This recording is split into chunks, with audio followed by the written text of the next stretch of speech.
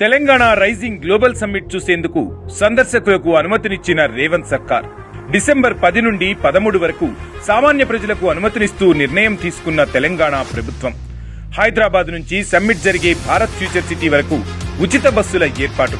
MGBS, JBS, Kukatpally, Charminar, LB Nagar నుంచి నడవనున్న ఉచిత బస్సులు.